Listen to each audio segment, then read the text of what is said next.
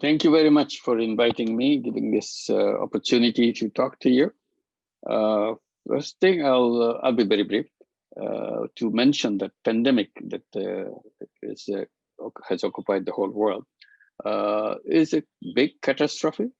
At the same time, I see this as a great opportunity because the pandemic has revealed all the ugly things that we have created over the years for the human beings on this planet and made it very visual, very vivid. So it's a good time to take actions because we are now see them very clearly. The economic machine has stopped, so that makes us very easy to see which direction we should go next time when we want to restart the engine. Where should we go? The one that I try to explain and to draw your attention, that of course is innovation, is technology, is entrepreneurship, which created this world. This is the essence of the entire creation of this world.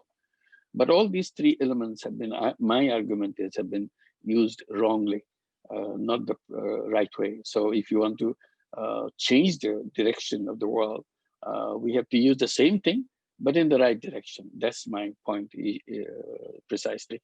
The world that we have created through all the innovations that over time that we have done, and all the creativity that we have contributed through the innovations, and all the entrepreneurship that has gone into it, and all the technology that we have developed, the net result of the world is we have created terrible world, a world which about to finish itself very soon. Global warming, we keep hearing that is giving us very little time left for us. Even we are saying that the human being at this moment is the most endangered species on this planet because our countdown has begun and it's not very much time left. So the urgency has to be felt during this pandemic because this is one opportunity which will not come again. So how to redirect all our energy and all our initiative to go in a different direction. So global warming is giving us very small time because the train which is carrying us to the finishing line, the greatest disaster that we human being ever had is very close. The last station of the train is very close. But pandemic has stopped the train. So we can get out of the train. We don't want to go to this suicide path. We want to go in a different path. That's a decision. That's a firm decision that we have to make. Not only that, we are also, it's a terrible world that we have created through all our energy, all our creativity, all our entrepreneurship, a world which has created enormous wealth concentration. If you put all the picture in a piece of paper, you'll see if you want $1 a day people, $2 a day income people, $5 a day income people, $100 a day income people, $500 a day income people. As you go and see how many people in each category there is, there's a vast concentration of people at the bottom level of income. Almost 90% of the people would belong to that. And you go to $1,000 a day, you go to $10,000 a day, $100,000 a day, $1 million a day, people get very, very scarce. But there are people, but very scarce. And they go to $1 billion a day, maybe. They'll be there. 1/3 of $1 billion a day is already there. So we will have some dots there. But what I'm saying in this piece of paper that you're drawing this picture, the densely populated part of the paper will be at the very bottom level. 99% of the people are at the bottom level and only few people at the very top and so on. And if you have another picture drawing the map of the wealth concentration, you see at the bottom level at $1 a day, $5 a day, $10 a day, very little, no wealth at all. It's not visible. As you go up and up and up, very little coming out. You go up and up, very little. And you go to $1 million a day, $100 million a day, $500 million a day. Then you started seeing very dense concentration of it, huge concentration. All the wealth, 99% of the wealth is there. So there's a tremendous gap between the wealth and the people. People are in the South Pole and then all the wealth is in the North Pole. And the distance between the North Pole and the South Pole is increasing. And that world is not sustainable. It will blow into pieces. And that's the world that we have. Then we have the artificial intelligence coming, which make the human being irrelevant on this planet.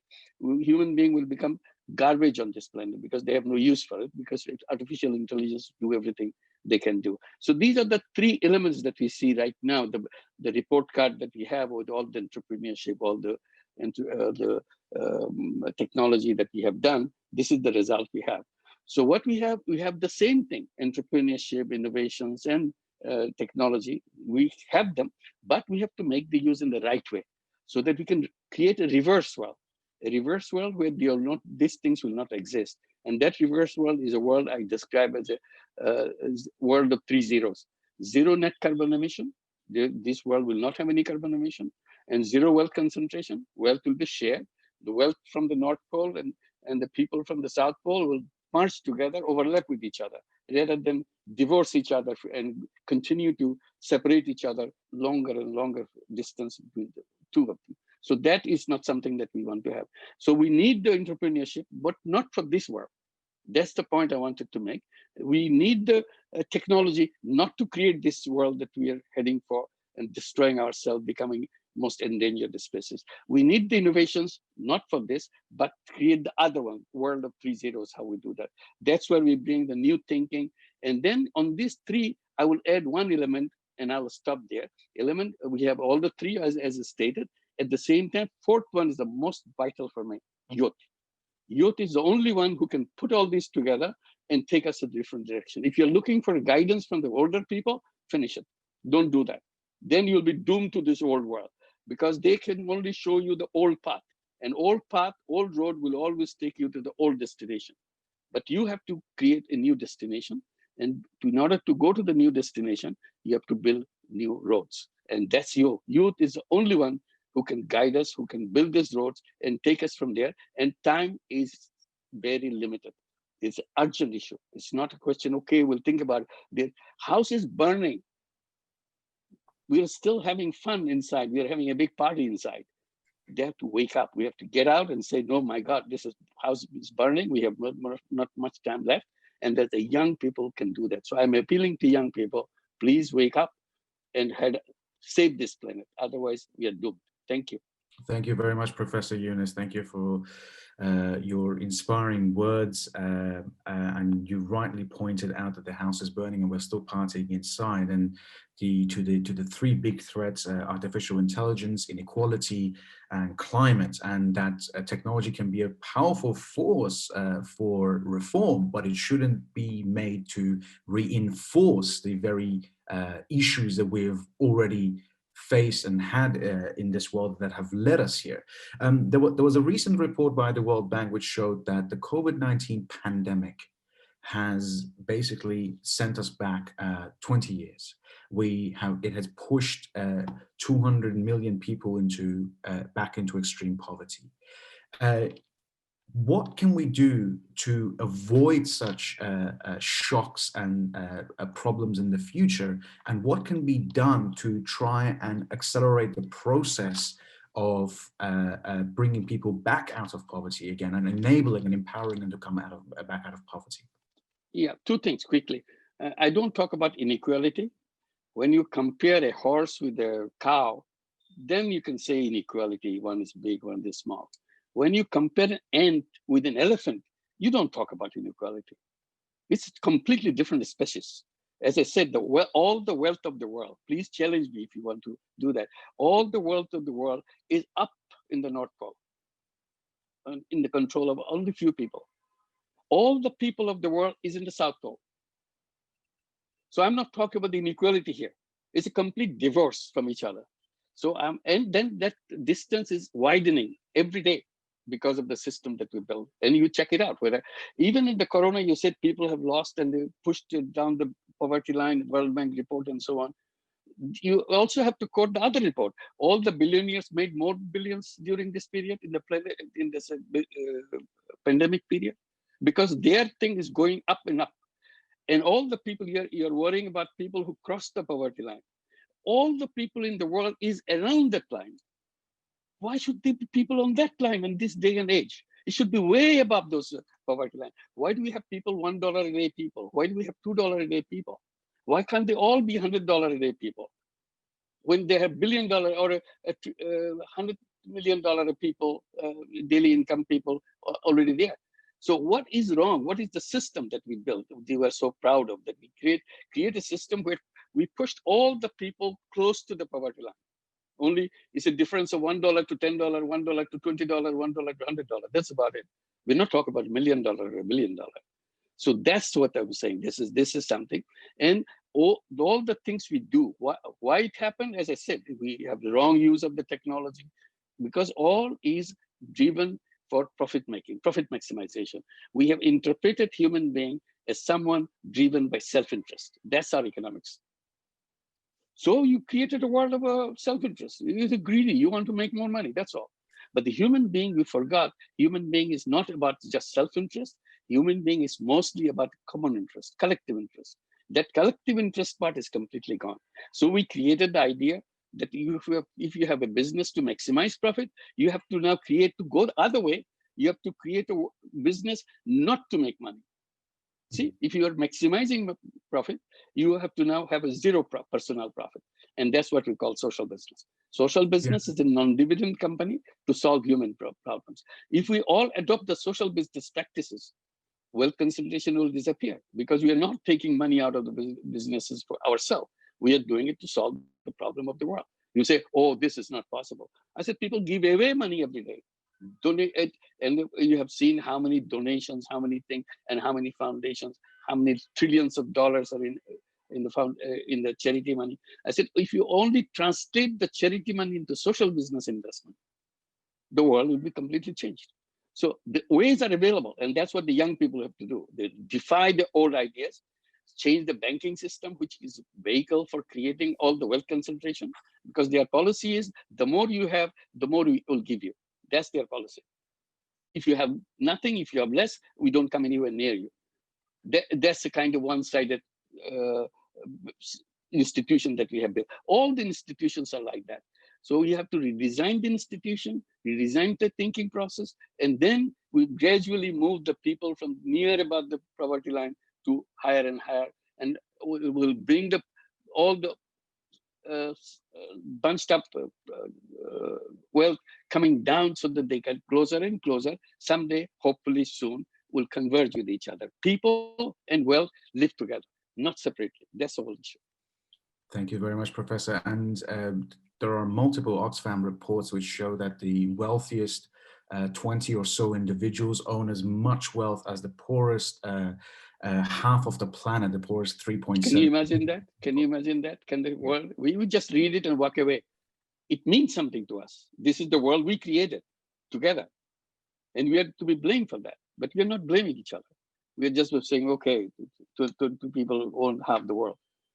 And if I say that 99% of the world is owned by 1% of population of the world, what kind of world this is? Meaning that 99% of the population of the world has to do with only 1% of the wealth of the world. That's not a world that we can survive peacefully. This will fall into pieces. It's a ticking time bomb waiting for explosion, but we don't want to recognize it. As I said, the house is burning and house is ticking, but we don't pay it any attention. So the young people have to argue. We have to figure out, does this description make sense to them, that yes, house is burning? Does it make sense to them that we are going to be extinct? We are the most endangered species on this planet. That's why the young people are marching on the street, saying that Fridays for Future, saying that our parents are totally irresponsible people. They stole our future. So that's acquisition for the entire generations of people who created this world. So we have to now change it. We can change it only we abandon all the old ideas and all the ways of doing things and reverse them. We have to put everything in the other way, go completely in the other direction. Professor Yunus, thank you so much. A couple of more questions. We've got one from Clinton who says, how can we wake up older generations? It seems that the majority of young people get everything you're saying, but how can we actually wake up the older generations and put this into practice? Don't have to worry about the other generation. Just concentrate yourself. You're the one who, you don't worry to take everybody. If one person changes, he or she can change the whole world. That's the way it is always done. You don't have to do everybody change, then we'll get to the work. You don't wait for the government. Today, the tendency is we leave it to the government. Climate will be fixed by the government. They have the Paris Agreement. They will do it. We don't do it. We are the people. When we open a bank account, do we ask the bank people, where do you put my money? I give you my money to keep, and you put where? Where do you put your money? If you put your money in the fossil fuel industry, I don't want to give my money to you. That's my decision. And if you all agree that this is what we'll do, then new kinds of banks will say, no, we will not put money into fossil fuel. Please give us the money. Then probably banking system will change. Otherwise, we are making speeches about global warming, how the finishing line we are approaching very quickly. At the same time, we go merrily doing everything that needed to be not to be done. We do it. Use the fossil fuel. We use the plastic. We do all the things. We eat beef. Everything we do every day. So it's all about changing ourselves as individuals, and the young people can do the best to do that, because older people got used to it. They come all kinds of questions like Trump saying global warming is a Chinese hoax. It's finished, and he can go on. Absolutely. We have a question here from Ben, and I think that's all we will probably have time for. Thank you. As you mentioned, the current traditional bank models, I'm actually not sure what that says, but I think he's essentially asking about endorsing a form of UBI. What are your views on UBI, universal basic income, and how do you think essentially the pandemic has pointed out the need for this kind of policy? Do you think that's... Yeah, UBI and then universal basic income comes back again with the artificial intelligence, when people finally say that yes, human beings will all be out of job very soon and will be garbage on this planet. Then the UBI people say, no, they will be garbage. Government will pay the money for them to survive. And my position is, I don't want to belong to that world where government has to feed me. I don't want to be beggar. Human beings are not born to be on this planet to be beggar. Human is packed with unlimited creative capacity. Here we talk about innovation. Here we talk about creativity. Here we talk about entrepreneurship. And then we talk about UBI. That's the fault in our thinking process. UBI will be part of the old generation. They couldn't solve it, so they throw money at the poor people. Okay, you eat and survive. We are busy making money. That's old-fashioned way. Every human being is capable of changing the world. That's the energy, that's the creativity each human being has. UBI should disgust them. Why should I be dependent on UBI? Who says that? He is an entrepreneur. Every human being is an entrepreneur. Economists told us to become job seeker, work for somebody. Why should I slave for anybody? I'm an independent person. I'm a creative person. Taking a job is the surrendering of my creativity. I take orders and live my life, and then have a retirement, and then finish. Why should I give my creativity, my personality, my independence just for the sake of survival on this planet? That's the wrong way of doing this. All human beings are entrepreneurs. Our education system should be encouraging young people to become entrepreneurs. Our financing system should be designed to finance all the young people to become entrepreneurs. And then they see what the sky's the limit. They can do anything. That's what the creativity is all about. That's what the innovations is all about. And not the question of getting a job. Job is not an innovation. That's the end of innovation. It's a company's innovation, not your innovation. You slave for the company, and company makes money. They give you little money. They call you salary. That's about it. And finish. And that's what and we become the mercenaries for wealth concentration. I work very hard to make my owners rich, and they go to the North Pole. And I'm responsible for that, because economists designed our fate by saying your destiny is to take a job. I said, I don't want to take a job. I want to be an entrepreneur. I want to take the wealth myself to my place, not to North Pole. Wherever I live, we live together with the wealth. So that's what the entrepreneurship. So all the young people should be looking forward to entrepreneurship. They should be telling themselves, I'm not a job seeker. I'm an entrepreneur. I'm here to change the world. Great. Thank you so much, Professor Yunus. Thank you. For your always inspiring words, and for your guidance in these very tough times. I know many young people are tuning in now, listening to your advice, and they have a lot of inspiration to take back and continue to foster their entrepreneurial spirit, not to reinforce the old ways, but to build a new way of doing business and a new way of running the world. Thank you very much for your time, and we know it's very late in Bangladesh, so we'll let you get to the rest of your evening. Thank you very much. Thank you. Thank you very much. Thank you. Bye-bye. Good night.